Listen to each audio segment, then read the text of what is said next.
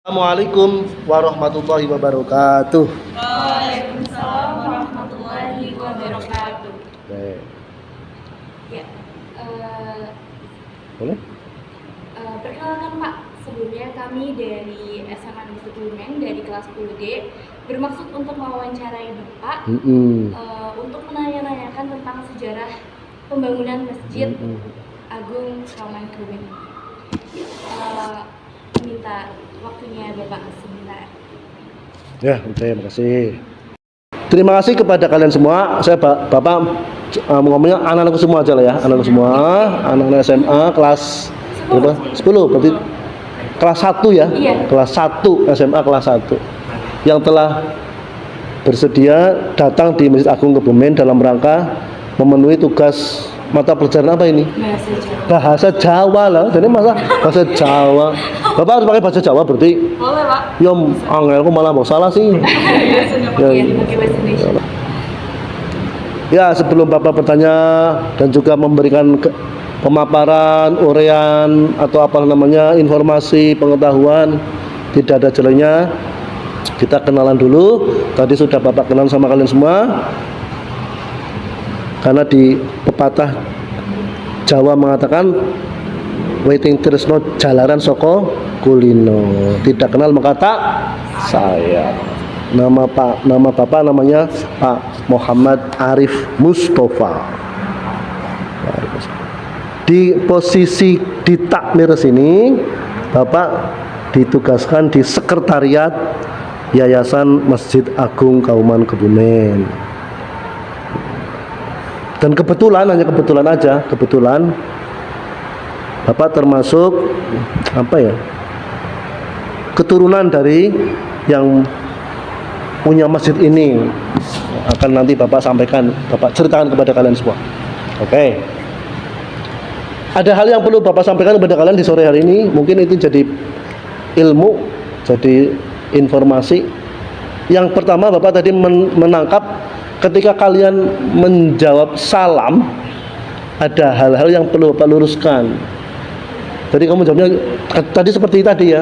Yang betul itu kalau menjawab salam adalah Waalaikumsalam warahmatullahi wabarakatuh. Kenapa?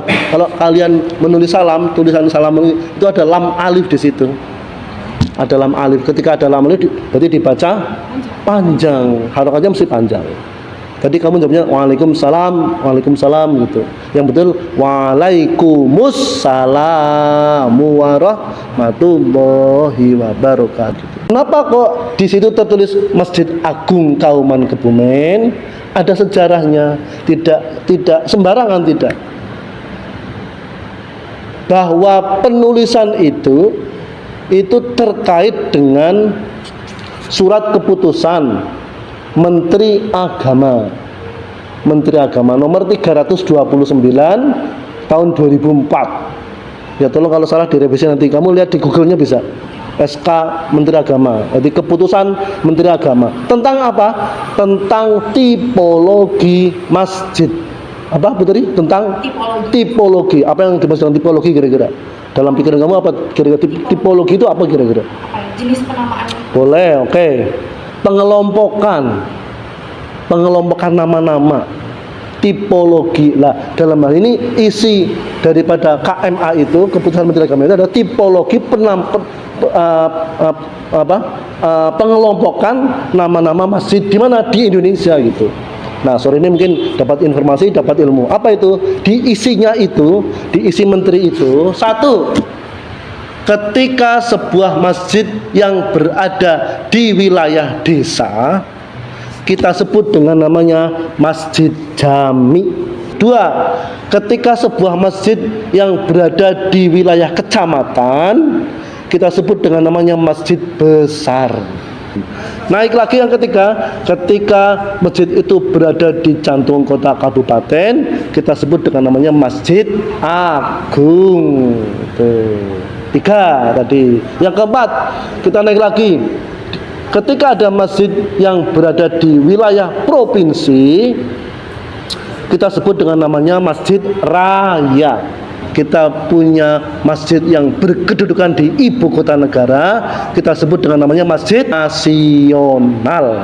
Kita punya satu masjid nasional, yaitu Masjid Istiqlal. Itu adalah tipologi atau pengelompokan nama-nama masjid sesuai dengan wilayahnya. Kita mulai jami, besar, agung, raya, dan terakhir nasional. Kembali ke tema awal terkait dengan pertanyaannya pendiri dan juga sejarah Masjid Agung. Masjid Agung Kauman Kebumen, Bapak sebut berarti Masjid Agung Kauman Kebumen, berdiri atau tokohnya tidak bisa lepas dari peristiwa perang nasional, yaitu Perang Diponegoro. Ya, Perang Diponegoro terjadi pada tahun 1825 sampai dengan 1830. Itu Perang Diponegoro. Perang Diponegoro terjadi pada tahun 1825 sampai 1830. Setelah Perang Diponegoro selesai tahun 1830, Perang Diponegoro diasingkan oleh Belanda, dipenjarakan di ujung Pandang atau Makassar. Ketika perang berkecamuk selesai, Belanda mengasingkan Pangeran Diponegoro. 1830 itu terjadi Gunung Krakatau meletus yang memisahkan antara Jawa dan Sumatera. Oke. Setelah Perang Diponegoro selesai, Pangeran Diponegoro dibawa penjara ke Makassar atau ujung Pandang. Di saat itu pula ada orang sebagai kaki tangannya Diponegoro atau kepercayaannya Pangeran Diponegoro atau asistennya Pangeran Diponegoro. Namanya Simbah Imanadi. Siapa putri? Simbah Imanadi. Beliau adalah kaki tangannya atau orang kepercayaannya atau ajudane atau apalah namanya, atau ya semuanya orang dekatnya Pangeran Diponegoro. Ketika Pangeran Diponegoro diasingkan di penjara di Makassar, Simbah Imanadi juga diasingkan, ikut di penjara, tapi tidak di Makassar, gitu. Paham? Dari cerita ini selesai.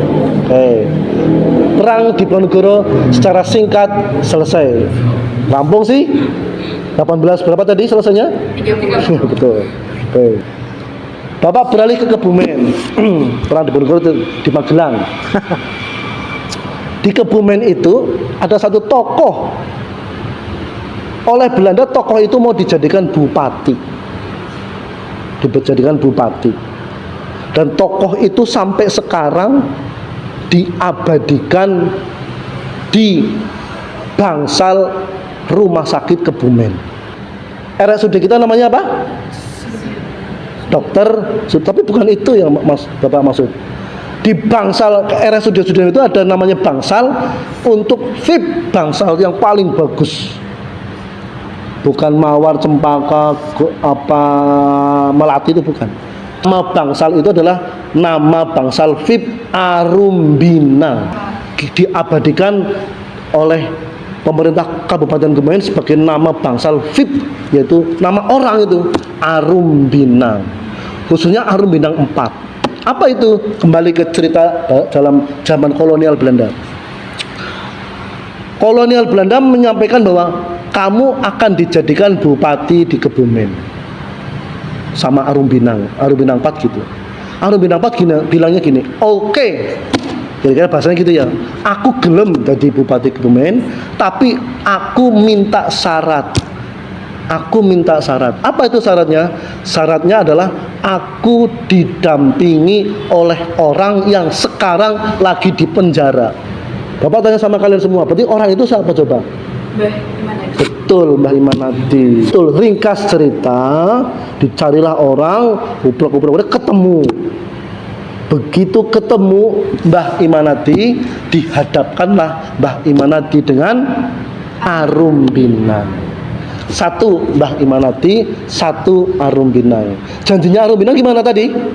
aku gelem jadi bupati, saya mau jadi bupati dengan syarat perjanjian saya harus didampingi oleh seseorang yang sekarang lagi di penjara, tolong cari, tolong temukan, tolong ke hadapan saya.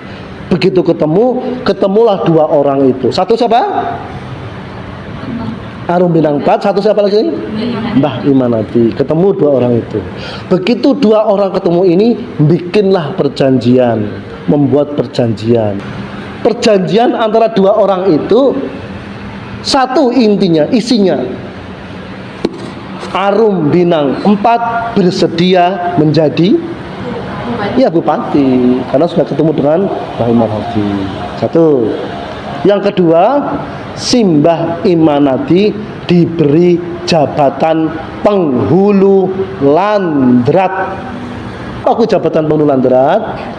Jadi sebuah jabatan di mana pada waktu itu, di zaman tahun-tahun itu adalah seseorang yang dipasrai untuk mengurusi segala macam persoalan tentang keagamaan. Nah, mulai kelihatan. Jabatannya apa tadi? Penghulu landrat. Landrat itu bahasa Belanda. Kamu nanti di rumah tanya sama mbahmu, apa sih yang namanya landrat? Landrat itu adalah pengadilan. Penghulu landrat berarti pengadilan yang untuk mengurusi segala persoalan tentang keagamaan. Dua. Yang ketiga, Arum Binang 4 memberikan lahan di barat alun-alun waktu itu, di alun-alun atau di lapangan. Terakhir, isi perjanjian itu sebagai bentuk perjanjian keduanya, beliau berdua menanam pohon beringin di tengah alun-alun. Mbah Imanati sudah dapat lahan di belakang mesin, di barat alun-alun. 1833 barulah beliau membangun Masjid Agung Kauman Kebumen. Prasasanya mana? Ada tadi di atas. Tapi maaf, kalau bukan yang berkepentingan tidak boleh melihat secara detail kayak gini, nggak boleh. Di tahun berapa? 1833. Masjid Agung ini dibangun. Secara singkat, membangun masjid, 50 tahun kemudian Simbah Imanati membangun serambinya.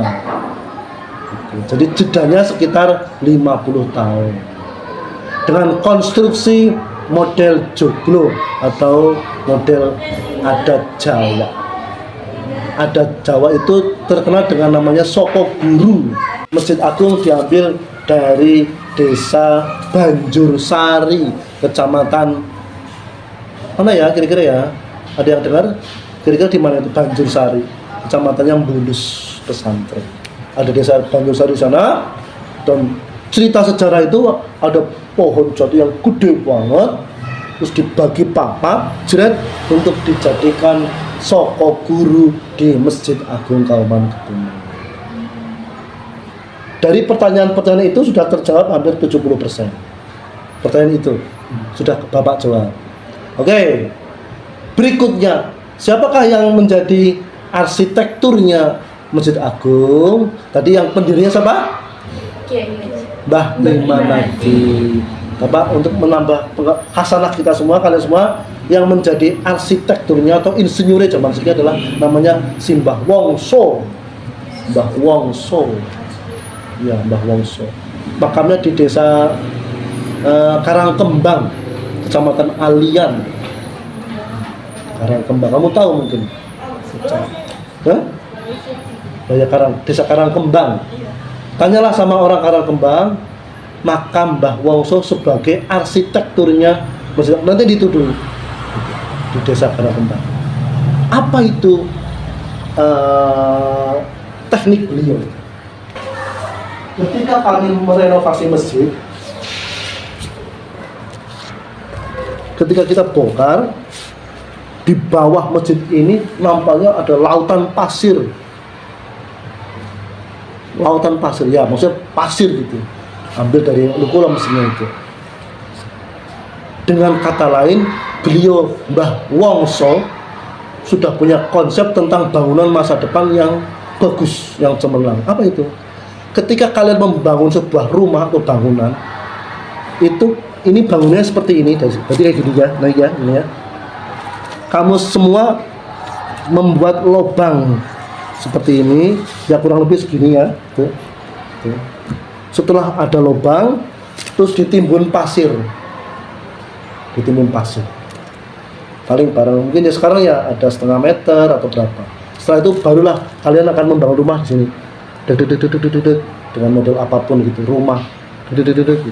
Atau ini ya, ini rumahnya seperti ini, di sini, Jadi apa? Di bawahnya ini pasir, kanan kiri depan belakang adalah pasir. Kira-kira kamu paham nggak arsitek orang zaman dahulu dan sampai sekarang kalau orang yang tahu modelnya seperti itu, maksud dan tujuannya untuk apa coba?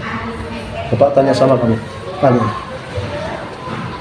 Ini teknik arsitektur zaman dulu dan sampai sekarang masih dipertahankan untuk bangunan yang bagus. Jadi ini ada kayak lubang, dibikin lubang, terus dibikinlah bangunan di sini. Pakai gini, sesuai selera bangunan kesana gitu. Jadi kanan kirinya adalah pasir, bawahnya juga pasir. Maksud dan tujuannya adalah apa? Ketika ada gempa datang, der ke sini. Gempa getaran itu tidak sampai ke bangunan ini. Dari bawah, der itu tidak sampai ke bawah karena tertahan pasir. Terputus dengan konstruksi pasir. Karena pasir tidak dekat, tidak tapi musing geronggong itu. Gitu. Datang, der, putus di sini, putus sini. Jadi bangunan itu tetap ajak. Paling-paling hanya goyang-goyang aja ini. Lah, konstruksi itu diterapkan di rumah-rumah yang pinggir jalan kereta api. Kalau modelnya seperti itu, pastilah bangunan itu awet. Karena tidak jadi kena getaran, jadi terputus der gitu. Sekarang kita pakai di ruang genset. Kalau kita mati kan ada genset. Ketika ada goncangan, terus tertahan atau terputus oleh goncangan karena ada konstruksi apa tadi? Pasir. Tuh. Ya. Sampai di sini ada yang bertanya lagi? Karena sudah merujuk ke pertanyaan itu. Secara tahun sudah dan lain sebagainya. Jadi tahunnya itu 5 tahun setelah 50 tahun setelah tahun 1833 berarti membangun masjid utamanya. Sekarang udah nggak ada masjid utama yang sudah direnovasi.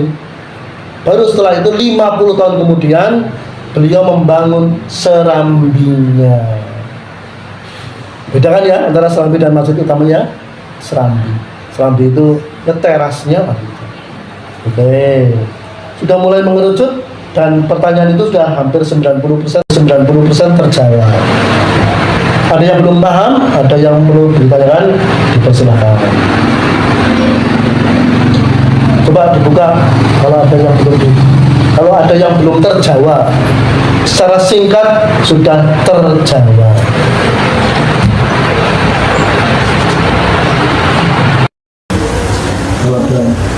Ya, mau silakan. Pertanyaannya, nama masjid pertama kali saat dibangun itu apakah sama-sama sekarang? Ya, ini masjid Kauman. Iya, belum sampai ke aku. Karena apa tadi? Penamaan pengelompokan atau tipologi itu berdasarkan keputusan Menteri Agama tahun 2004 nomor kalau nggak salah 238 tentang tipologi masjid. Jadi Google bisa. Keputusan Menteri Agama tentang tipologi masjid, klik nanti dulu. Dan Bapak minta maaf kalau nomor tahunnya salah atau nomornya salah. Titiknya itu.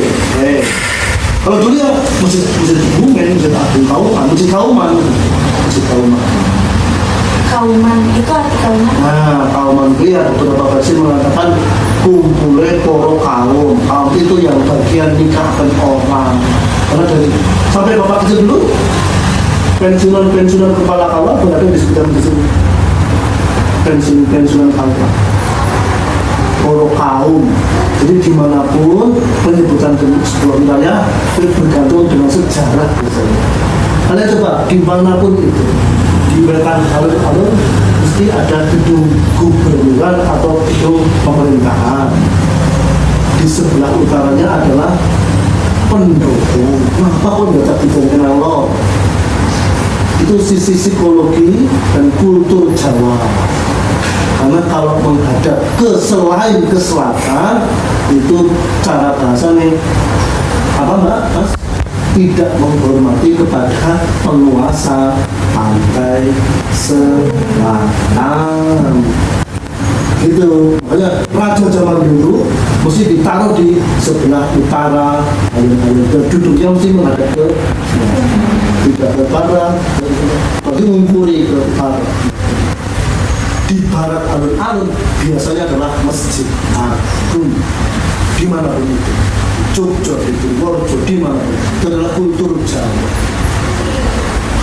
Di utara Kauman adalah kepatihan, tempat tinggal wakil raja di mana itu. Kalau imam besarnya sudah berapa? Sekarang ini imam itu dibagi dua. Imam besar adalah beliau Bapak Kiai Haji Wahid Mahfud. Ada yang pernah dengar nama itu? Ada yang pernah? Bapak. Jawabannya apa? Siapa itu? Siapa beliau? Pak Kiai Haji Wahid Mahfud. Itu bupati. Bupati Nasir dulu. Wahid Mahfud itu adalah yang punya pondok Jetis. Pondok Jetis. Punya adik dulu Yazid Mahfud pernah jadi bupati. Itu imam besarnya. Apa itu imam besar? Imam yang tugasnya mengimami sholat id, 2 id dan sholat Jumat. Terus imam rawatibnya beliau Bapak Kiai Haji Agus Ali Fikri Al-Fatih. Rumahnya mana? Rumahnya itu. Kami punya rumah dinas imam. Tuh. Itu rumah dinas imam. Karena beliau hafid, kita juga bikinkan pondok tasbih. Kiai Haji Agus Ali Fikri Al-Fatih. Istrinya Bu Imam itu putranya Semlangun. Ini yang punya Semlangun. Oke, yang lain. Ya, cukup? Ya, cukup? Oke.